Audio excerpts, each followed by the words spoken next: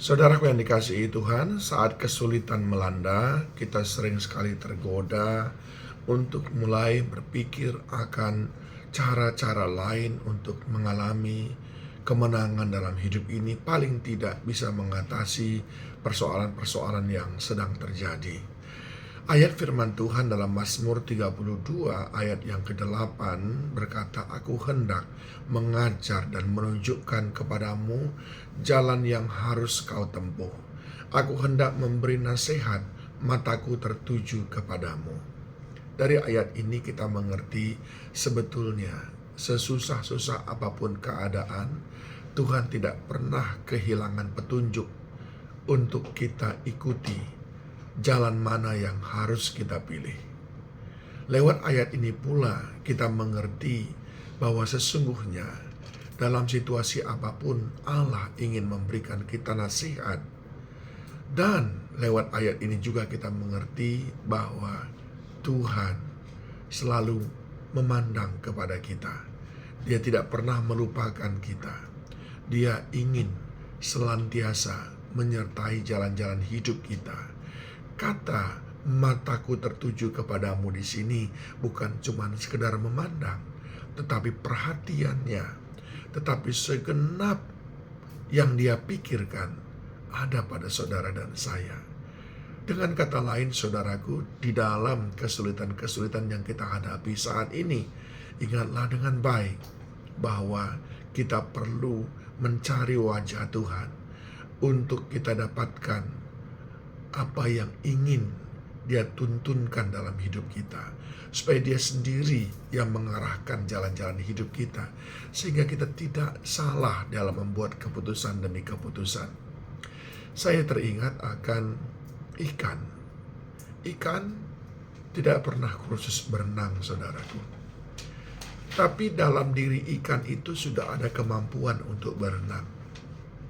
Tetapi jangan lupa, dia harus dan hanya bisa berenang kalau dia ada di air. Begitu juga dengan burung, saudara. Burung tidak pernah kursus untuk terbang.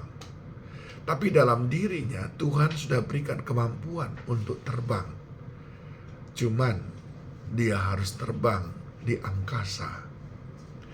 Saudara bisa bayangkan bagaimana kita yang jauh lebih berharga daripada ikan dan burung itu. Tuhan sudah berikan kita kemampuan untuk menghadapi semua keadaan. Segala perkara kita dapat tanggung di dalam Dia. Sekali lagi, di dalam Dia. Sama seperti ikan dan burung tadi. Hanya bisa mengeluarkan segenap potensinya di tempat yang Tuhan suruh dia berada. Kalau ikan ngotot ada di darat, dia tidak bisa berenang. Dia tidak bisa mengeluarkan potensinya. Begitu juga dengan kalau burung ngotot ada di laut, dia tidak bisa berenang. Dia tidak bisa mengeluarkan potensinya. Nah, demikian juga dengan saya dan saudara.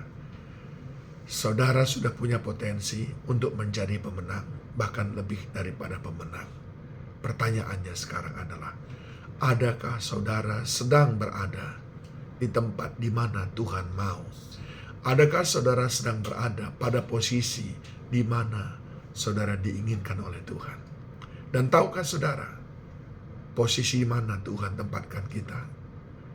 Di hadiratnya, untuk menyembah Dia, untuk menjadi saksi dimanapun kita berada, menjadi duta-duta Kristus. Selama kita ada di tempat di mana Dia mau kita berada. Tentu saja di tempat yang kita boleh menjadi berkat bagi orang lain. Kita boleh menyatakan Kristus adalah Tuhan.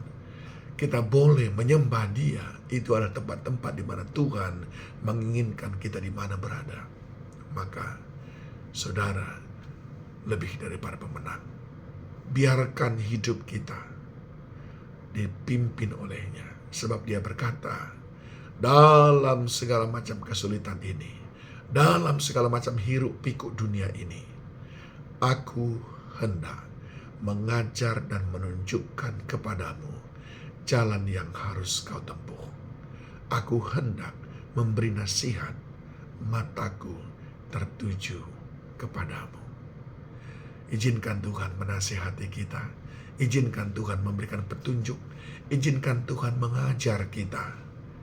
Izinkan matanya tertuju kepada kita dalam berbagai keadaan yang kita hadapi ini. Tugas kita adalah berada di tempat di mana Dia mau kita berada. Tuhan Yesus memberkati kita semuanya. Shalom.